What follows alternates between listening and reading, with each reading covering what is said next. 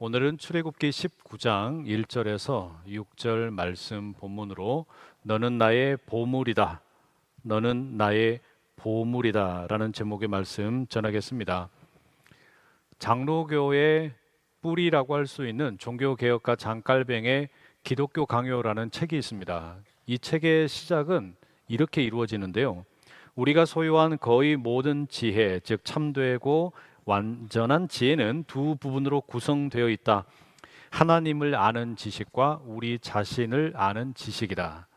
이 깔뱅은 하나님을 아는 지식과 우리 자신을 아는 지식, 이 둘이 아주 긴밀하게 연결되어 있다라고 말하면서 순서가 중요하다 말합니다. 하나님을 아는 지식이 우리 자신을 아는 지식보다 우선되어야 한다라는 거예요.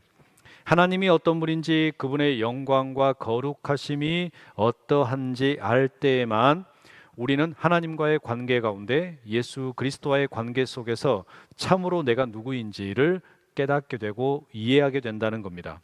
이 순서가 중요해요. 왜 그럴까요? 인간이 교만하기 때문입니다.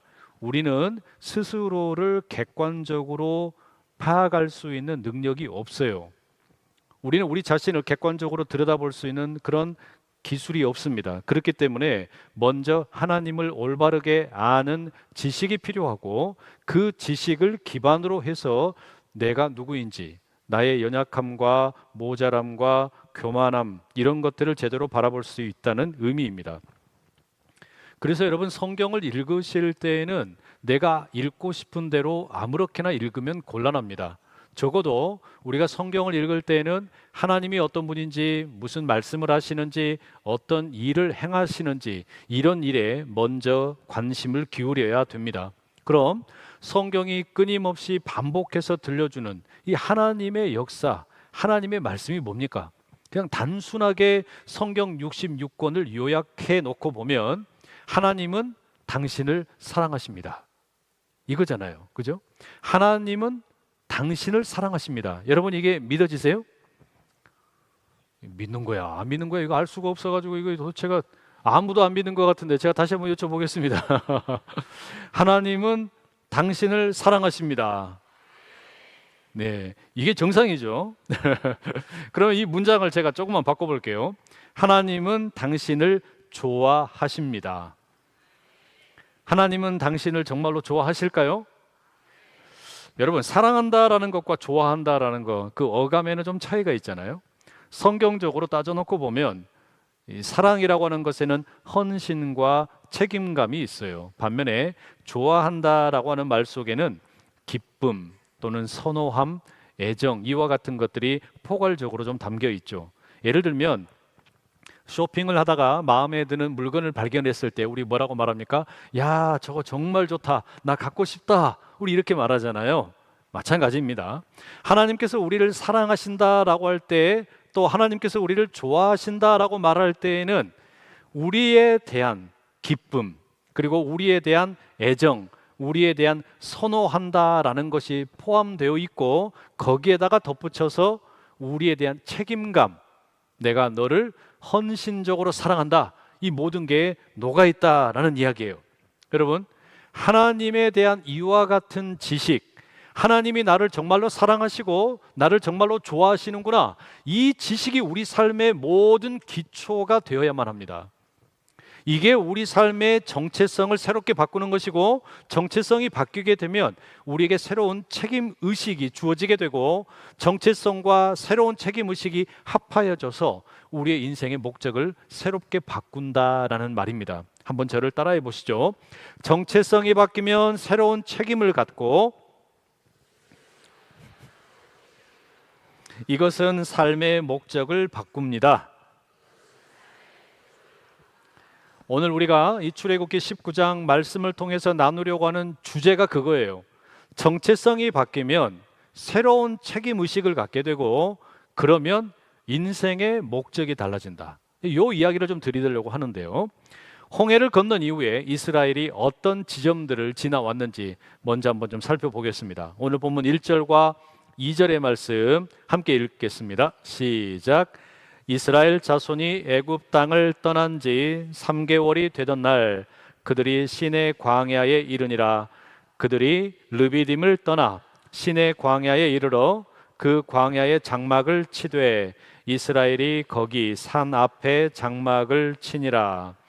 이 말씀에 의하면 이스라엘은 이집트를 떠난 지 3개월 정도의 시간을 보냈고요. 이제 시내산 앞에 장막을 치게 되었습니다. 제가 지도를 하나 준비했는데 지도에 보시면 제일 밑에 시내산이라고 하는 지명이 보이십니까? 예, 저 위에 있는 람셋에서 시작을 해가지고 제일 밑에 있는 시내산까지 이르게 되었어요. 여기까지 오는데 3개월이 걸린 겁니다. 자, 그러면 지금까지의 여정, 그 지명들을 중심으로 좀 요약을 해보면 이렇습니다. 홍해를 건너면서 이스라엘은 구원을 경험을 했고, 쓴 물이 있던 마라에서는 신비한 나무를 통해 단물을 마셨고, 야자수와 샘이 있는 엘림에서는 쉼을 누렸습니다. 신광야에서는 만나와 메추라기를 공급하시는 하나님의 은혜를 맛보았고, 마사와 무리바에서는 물이 없어서 하나님을 원망하고 하나님을 고발했는데 모세가 하나님을 내리쳤습니다. 하나님께서 이스라엘을 대신하여 벌을 받으신 거예요. 그리고 르비딤이라고 하는 곳에서는 아말렉 민족과 전쟁을 해서 승리를 했고, 제사를 드리면서 그곳 이름을 여호와 니시라고 불렀습니다. 그리고 이제 르비딤을 떠나서 시내산 앞에 이르게 되었는데 여기까지 오기에 3개월이 걸렸다라는 겁니다. 이와 같은 여정, 홍해를 건너서부터 지금 시내산에 이르기까지의 이 수많은 여정 가운데 하나님은 어떤 분입니까? 하나님은 이스라엘을 사랑하는 분이에요. 그리고 하나님은 이스라엘을 좋아하는 분입니다. 내가 너를 기뻐한다. 나는 너를 선호한다. 내가 너에 대한 특별한 애정이 있다. 내가 너를 책임진다. 바로 그런 하나님의 마음을 우리가 읽을 수 있습니다. 다시 말하면 출애굽기는 하나님이 자기 자신을 드러내고 알리시는 이야기를 계속해서 보여주는데, 모세에게 그리했고 이집트의 파라오에게 그리했고 이스라엘에게도 역시 그리하셨습니다. 10가지 재앙들을 통해, 홍해를 가르는 기적을 통해, 그리고 광야에서 만나를 주시는 은혜를 통해 하나님만이 유일하신 창조주요 구원자라고 하는 것을 이스라엘 가운데 알려주셨어요. 하나님께서는 이스라엘을 사랑하시고 좋아하시기 때문에 그렇게 하신 겁니다. 그런데 하나님께서 이처럼 자기를 개방하셔서 보여주신 이후에, 내가 누구인지를 보여주신 이후에 이제 무엇을 원하는가 하면 이스라엘이 자신이 누구인지를 깨달아 알기를 원하시는 거예요. 이게 중요합니다. 하나님이 어떤 분인지 알았다면, 하나님이 무슨 일을 행하는 분인지를 알았다면, 예수 그리스도를 통해 내게 주어진 은혜가 무엇인지 알았다면, 그 다음에 이제 우리가 물어야 될 질문은 뭐냐? 그러면 나는 누구냐? 나는 하나님과 예수님과의 관계 속에서 누구냐라고 하는 질문입니다. 이게 우리에게 얼마나 중요한지 몰라요. 그래서 이 시내산 앞에서 하나님이 이제 이스라엘이 누구인지에 대해서 가르침을 주시는 겁니다. 그게 오늘 본문의 이야기인데 3절의 말씀 함께 읽어보시겠습니다. 3절 시작. 모세가 하나님 앞에 올라가니 여호와께서 산에서 그를 불러 말씀하시되 너는 이같이 야곱의 집에 말하고 이스라엘 자손들에게 말하라. 여기 보면 하나님께서 이 홍해를 건너서 빠져나온 히브리 사람들을 가리켜서 2가지의 표현을 사용합니다. 첫 번째가 야곱의 집이고 두 번째가 이스라엘 자손들이라고 돼 있어요. 야곱의 집이라고 부르시는 거 의미가 있죠. 이스라엘은 더 이상 종살이 하던 집에 소속된 사람들이 아니라 이제는 야곱의 집에 속한 사람들입니다.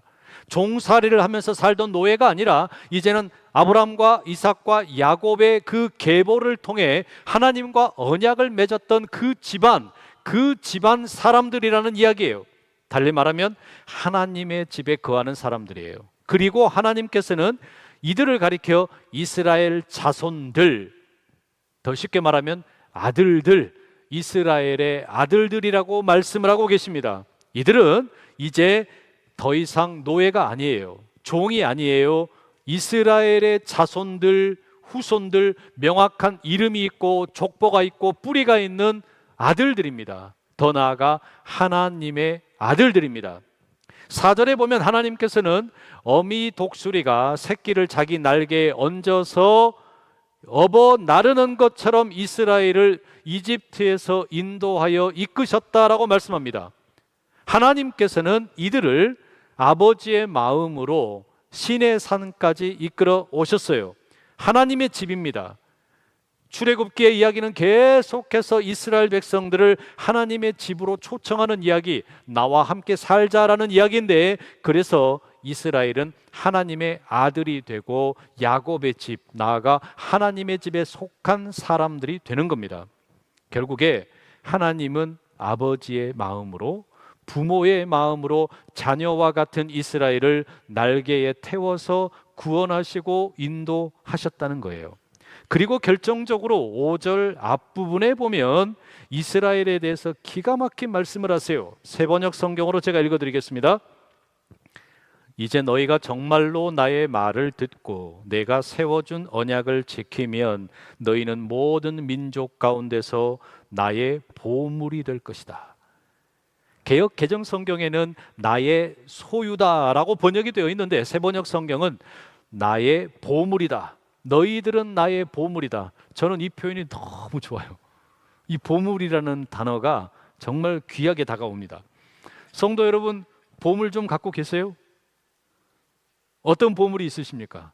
누구에게나 자랑하고 싶은데 아까워서 저기 깊숙한 곳에 숨겨놓은, 장롱 속에 숨겨놓은 보물 있으세요? 저에게도 귀한 보물이 있습니다. 딸과 아들, 이 두 아이가 최고로 예쁘고 사랑스러운 보물입니다. 물론 아내도 보물입니다. 이 순서로 제가 원고를 작성을 하고 제 아내에게 원고를 보여주었더니 그럼 내가 세 번째 보물이라는 이야기구나 이랬어요.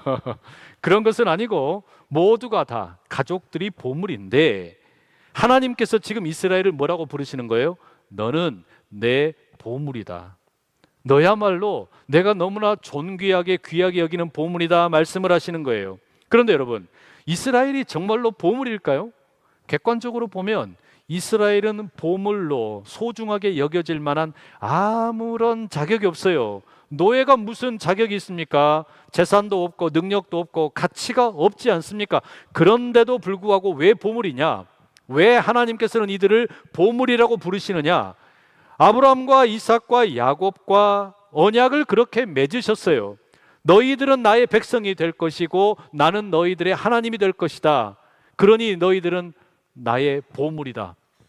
뭔가 능력을 보여주었기 때문에, 증명했기 때문에 보물이 아니라 너희들의 존재 자체가 내게는 보물이다.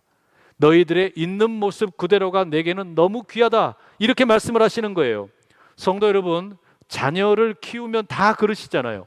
설령 장애가 있어도, 문제가 있어도, 조금 지적으로 떨어져도, 어떤 사람들이 뭐라 그래도 여러분, 부모의 눈에는 자녀는 무조건 보물인 거예요. 그렇죠?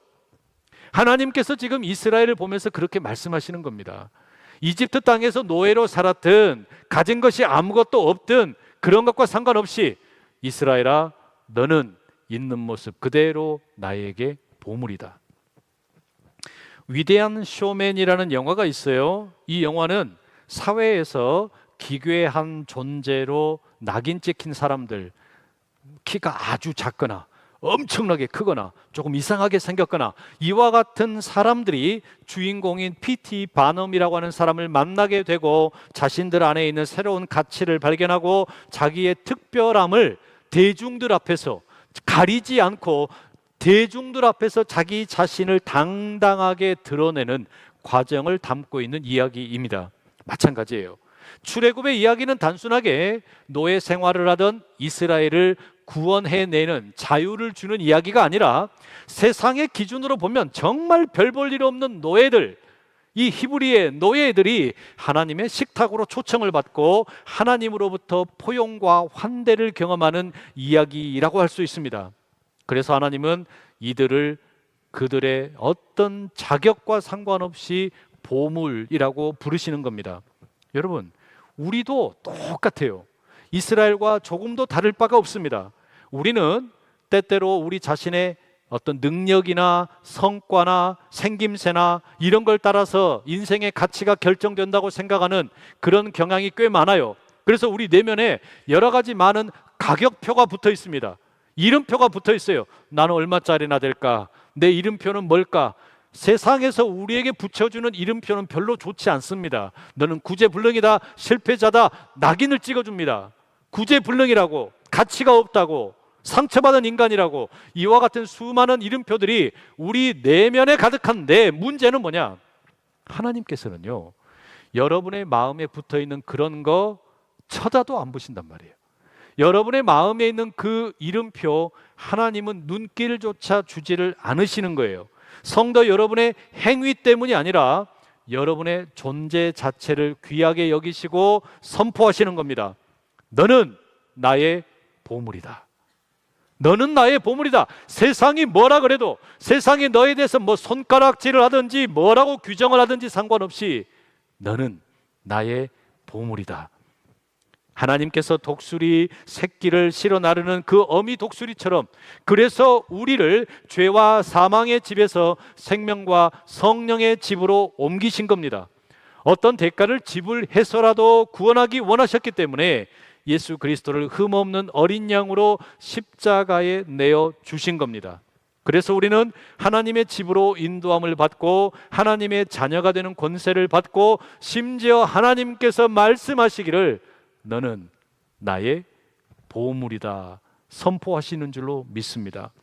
여러분, 한번 저를 따라 하시겠습니다. 나는 하나님의 보물입니다. 여러분, 그게 우리의 정체성이에요. 세상을 살아가는데 결코 누구도 빼앗을 수 없는, 우리의 흔들릴 수 없는 진리, 내가 하나님의 보물이라는 겁니다. 그리고 그와 같은 정체성은 우리에게 새로운 책임, 기쁨의 순종의 자리로 우리를 이끌어갑니다. 개역 개정 성경은 본문 5절을 이렇게 옮기고 있어요. 세계가 다 내게 속하였나니 너희가 내 말을 잘 듣고 내 언약을 지키면 너희는 모든 민족 중에서 내 소유가 되겠고. 이 구절을 그냥 읽으면 이게 뭔가 조건절처럼 읽히죠. 그런데 영어 성경 ESV나 NKJV 영어 성경은 이 앞부분, 5절 앞부분을 이렇게 시작을 해요. Now therefore if you will indeed obey my voice and keep my covenant, 이렇게 돼 있어요. 우리말로 옮기면 이제 그러므로 만일 너희가 참으로 내게 순종하고 나의 언약을 지키면, 여기에는 얼핏 보면 만일이라고 하는 조건절이 강조되고 있는 것 같지만 그것보다 더 앞에 나오는 건 뭐냐면요, 그러므로라고 하는 접속사예요. 그러므로라고 하는 이 접속사가 만일이라고 하는 조건절을 이끌어가는 것보다 더 중요합니다. 그리스도인의 삶에는 항상 그러므로가 있어요. 우리는 먼저 은혜로 구원을 받아서 하나님의 보물이라는 새로운 정체성을 얻게 되었습니다. 그러므로 이제 거기에 합당한 삶을 살라라는 명령이 나옵니다. 율법이 따라 나오는 거예요. 구원은 은혜로 받았지만 이 구원의 삶을 살아가는 것은 이제 책임의 영역에 해당을 합니다. 그래서 하나님께서는 먼저 홍해를 건너게 하시고 만나와 메추라기를 주시고, 그리고 난 이후에 출애굽기 19장을 지나서 십계명과 율법을 아주 길게 들려주십니다. 이게 뭐예요? 율법은 우리를 위한 구원의 사닥다리가 아니라는 이야기예요. 구원은 오로지 은혜로 주어지는 겁니다. 그래서 율법이라고 하는 것은 우리가 구원받기 위한 조건이 아니고, 구원을 받은 우리가 어떻게 살아야 하는가, 새로운 정체성을 갖게 된 우리가 어떤 책임 있는 삶을 살아야 되는가, 하나님과 동행하는 삶의 방식이라고 할 수 있습니다.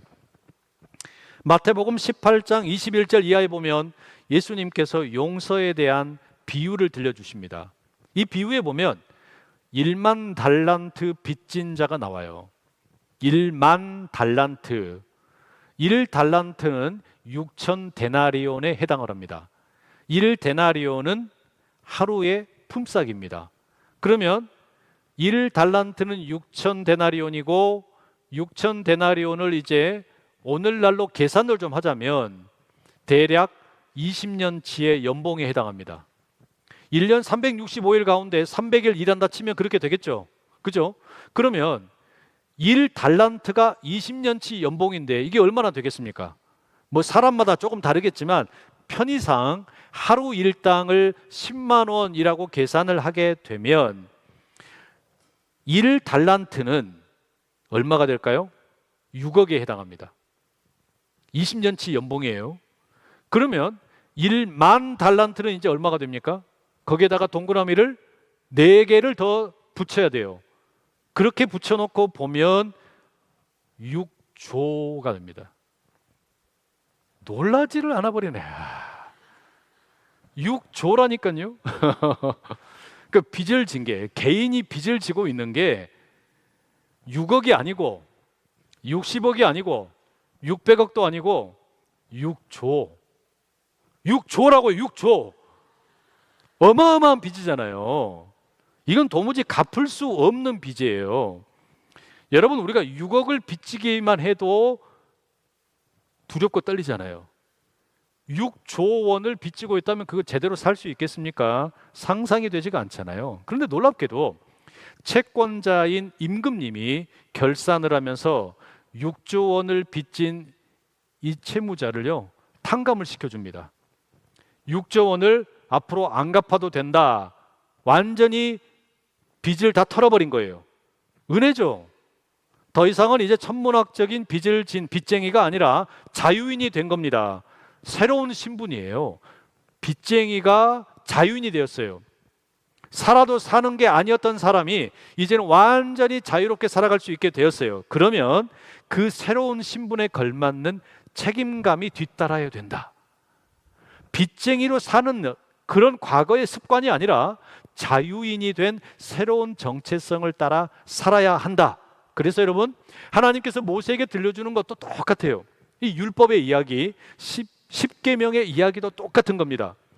은혜를 입어서 노예로 살다가 자유를 얻었으니까 홍해를 건너는 기적을 맛보고 하나님의 백성이 되고 하나님의 자녀가 되고 하나님의 보배가 되는 이 은혜를 입었으니까 이제는 새롭게 살아라. 책임감 있게 살아라. 그게 19장 5절의 말씀입니다. 더 이상 종의 신분으로 살지 말고 하나님의 은혜를 덧입어 자유인으로 살라는 것인데, 문제는 예수님의 비유 말씀을 보면 빚쟁이가 빚을 탕감받고 난 다음에 쉽게 바뀌지를 않더라고요. 6조 원을 탕감받은 사람이 이제 그 임금님 앞에서 나와가지고요, 길을 걷다가 자기에게 빚을 진 사람을 만났어요. 이 사람이 자기에게 100데나리온을 빚졌습니다. 1데나리온이 얼마였어요? 10만 원. 그러면 100데나리온이면 동그라미 2개를 붙이니까 대략 1000만 원이에요.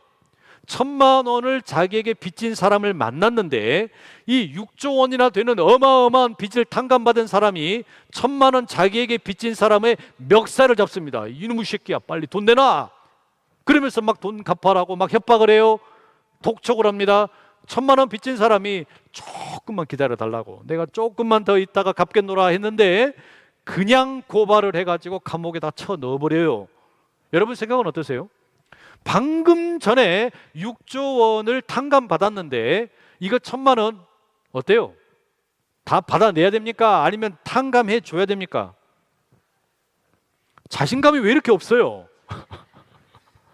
여러분, 과거에는 내가 빚을 지고 있었다면, 그것도 어마어마하게 많은 빚을 지고 있었다면 1000만 원 나에게 빚진 사람을 닥달해서라도 빨리 나에게 빚을 갚아라 말할 수 있죠. 그렇게 노력을 해서라도 갚을 수 있으면 좋으련만 6조 원은 자기 힘으로는 도무지 갚을 수 없어요. 그럼에도 빚을 갚기 위해서 노력하는 모습은 충분히 이해할 만합니다. 그런 게 옛날 모습이에요. 그게 옛날 모습이란 이야기예요. 옛날에는 1000만 원 빚진 사람한테 빚 갚아라라고 이야기하는 게 마땅한 겁니다. 그러나 지금은 그렇지가 않잖아요. 6조 원이나 되는 이 빚을 탕감을 받았으니까, 이게 여러분, 이게 지금 6조 원이 감이 안 잡혀가지고 지금 도대체 뭔 소리인지 모르시는 것 같은데, 그냥 쉽게 6억, 60억, 내가 6억 60억 빚지고 있었는데 이거 은행에서 다 탕감 받았어요. 그러면 100만 원 빚진 거 그거 안 받아도 괜찮잖아요. 그러면 어찌 좀 이해가 되시나요? 아이고 이게 이제 좀 뭐 어려워진 것 같은데 하여튼 그래요. 그래서 내가 이렇게 어마어마하게 커다란 빚을 탕감 받았다면 나에게 그 눈곱만큼 그 작은 빚 이거 안 받아도 괜찮다. 그렇게 살 필요 없다. 이게 여러분 하나님께서 지금 모세를 통해 이스라엘에게 주시는 율법의 언약의 핵심이에요. 십계명을 비롯해서 율법을 주시는 이게 뭐냐? 너 이거 다 지키면 내가 너에게 자유를 줄게. 너 이거 지키면 복 받게 해줄게. 이게 아니라는 이야기예요. 그게 아니고 너는 이미 복을 받았어. 너는 이미 하나님의 구원의 백성이 되었어. 너는 이미 6조 원을 탕감받았어. 그러니까 우리 이렇게 살자. 이렇게 말씀을 하시는 게 율법이고 십계명이라는 말씀입니다. 하나님의 자녀답게 보물답게 사는 법을 배우라는 이야기예요. 제가 종종 왕자와 거지 이야기 할 때 있었잖아요. 옛날에는 다리 밑에서 사는 거지였지만 어느 날 갑자기 신분이 바뀌어가지고 친자 확인을 했더니 왕자가 되었어요. 공주가 되었어요. 이제는 사는 곳이 바뀌었습니다. 의리의리한 왕궁입니다. 먹는 음식도 바뀌었어요. 국어를 해서 손으로 아무렇게나 먹던 사람이 이제는 포크도 쓸 줄 알고 나이프도 쓸 줄 알고 숟가락도 쓸 줄 알고 그렇게 바뀐 거예요. 잠자리도 바뀌었습니다. 옛날에는 아무데나 노수 가면서 길거리에서 웅크리고 잤지만 지금은 킹 사이즈 침대에서 대자로 이렇게 자도 돼요. 그렇게 자도 된단 말이에요. 그렇게 사는 법을 배워라. 이게 여러분 20장 이하에 소개되는 율법이고 언약이에요. 우리도 마찬가지예요. 예수 그리스도의 은혜로 내가 구원받았다는 게 무슨 말이냐? 1만 달란트 6천 데나리온 아니 6조 원에 빚지던 인생이 그걸 다 탕감받았다는 인생입니다. 그걸 다 용서받았다는 이야기예요. 그러면 그 은혜에 걸맞게 살아라. 예수님은 그걸 요구하시는 겁니다. 그러니 6조 원의 빚을 탕감받았는데도 여전히 그 빚을 갚겠다고 1,000만 원을 다시 내가 받아서 저 사람에게 갚겠다고 말한다면 이 사람은 진짜로 용서받은 걸까요? 용서 안 받은 걸까요? 이걸 못 믿는 거예요. 마음으로 믿지를 못하는 거예요. 6억을 용서받았다. 60억을 탕감받았다. 6조 원을 탕감받았다. 이걸 마음으로 받아들이지를 못하는 거예요. 어떻게 해야 돼요? 믿으면 돼요. 아, 내가 정말로 죄를 용서받았구나. 내 이 모든 허물과 이 모든 것들이 용서를 받았구나. 이거를 마음으로 믿는 것. 그 마음으로 믿어서 우리가 의에 이르게 되는 겁니다. 바로 하나님은 그런 우리에게 진정한 자유의 삶이 허락된다 말씀을 하시는 겁니다. 그러니 우리가 꼭 기억할 게 있어요. 이스라엘은 율법을 받기 전에 노예 상태에서 구원을 받았어요. 그리고 율법을 받기 전에 하나님의 아들이 된 겁니다. 정리하면 은혜가 항상 율법보다 먼저 나오는 겁니다. 그러면 어떻습니까? 정체성이 새로워졌으니 하나님의 자녀가 되고 보물이 되었으니 거기에 합당한 책임 있는 삶, 기쁨으로 순종하는 삶이 우리에게 열리기를 축복합니다. 마지막으로 하나 더 살펴볼 게 있어요. 내가 정말로 새로운 정체성을 갖게 되었고 그리고 거기에 걸맞는 책임 있는 삶을 살게 된다는 것은 인생의 목적도 달라져야 하는 겁니다. 6절의 말씀 우리 같이 한번 읽어보실게요. 시작. 너희가 내게 대하여 제사장 나라가 되며 거룩한 백성이 되리라. 너는 이 말을 이스라엘 자손에게 전할지니라. 여러분, 정체성이 달라지고 새로운 책임감을 갖게 되면 목적이 달라져요. 인생을 살아가는 목적이 달라져요. 여러분, 우리가 살아갈 때 인생의 대부분의 목적은 뭘까요? 그냥 쉽게 이야기하면 자기 자랑입니다. 내 자랑을 하고 싶은 거예요. 난 왜 사냐? 내가 이만큼 잘났다. 이거 자랑하는 게 대부분의 사람들의 인생의 목적입니다. 그런데 내가 하나님의 자녀가 되고 하나님의 보배가 되고 6조를 탕감받았다. 그러면 여러분 인생의 목적이 달라져야 돼요. 내 노력으로 종에서 해방된 게 아니고 6조 원을 탕감받은 게 아니기 때문에 그렇습니다. 그래서 인생을 이제 어떻게 사는 거냐? 인생의 목적이 뭐가 되는 거냐? 내 힘으로 빚을 탕감받았다고 자기 노력을 자랑하는 게 아니라 오히려 뭘 해야 됩니까? 임금님이 은혜를 베푸셔서 내가 용서를 받았다고, 임금님이 은혜를 베푸셔서 내가 자유를 얻게 되었다고, 이걸 자랑하는 게 이제 인생의 목적이 되는 겁니다. 그게 달라진 목적이에요. 그래서 본문 6절에 보면 그런 삶을 제사장 나라 거룩한 백성이라고 표현을 해요. 제사장 나라, 여러분 제사장이라는 게 구약 성경에 보면 크게 보면 세 가지 역할을 합니다. 하나는 중보하는 일, 하나님과 백성들 사이에서 백성들을 위하여 하나님께 중보 기도하는 것. 두 번째는 백성들을 하나님께로 초청하는 일, 예배의 자리로 초청하는 일을 해요. 그리고 세 번째는 백성들에게 하나님의 성품을 따라 거룩하게 사는 법을 모방하게 하는 일, 이런 세 가지 일을 하게 되는 겁니다. 이게 결국에 뭐냐? 하나님을 자랑하고 선전하는 일입니다. 그리고 이스라엘을 가리켜 거룩한 백성이 되리라 말씀을 하고 있어요. 거룩하다라는 것은 다르다는 뜻이죠. 무엇과 다르다는 거냐면 세상의 일반적인 사람들과 다르다, 다른 민족들과 다르다는 이야기예요. 다른 민족들에게도 신이 있었습니다. 그들의 신은 자기들의 욕망을 채우기 위한 신이었습니다. 그래서 형상을 만들고 그 형상에게 절을 했어요. 그런데 하나님은 보이지 않으시는 하나님입니다. 그 하나님을 예배한다라는 게 뭐냐? 우린 달라. 너희들이 가지고 있는 세상의 가치관과 우리는 달라. 우리는 우리를 자랑하는, 우리의 욕망을 채우는 삶이 아니라 하나님이 우리에게 베풀어 주신 은혜를 자랑하고 선전하는 게 우리 인생의 목적이야. 그게 거룩한 백성이라는 말의 뜻입니다. 그러니 여러분, 정체성이 달라지면 책임감이 달라지고, 달라진 정체성과 책임감은 인생의 목적을 근본적으로 다르게 만드는 겁니다.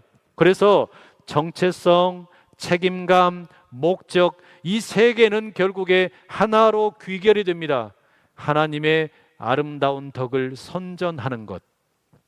베드로전서 2장 9절은 이렇게 그래서 선포를 해요. 함께 읽어보실게요. 시작.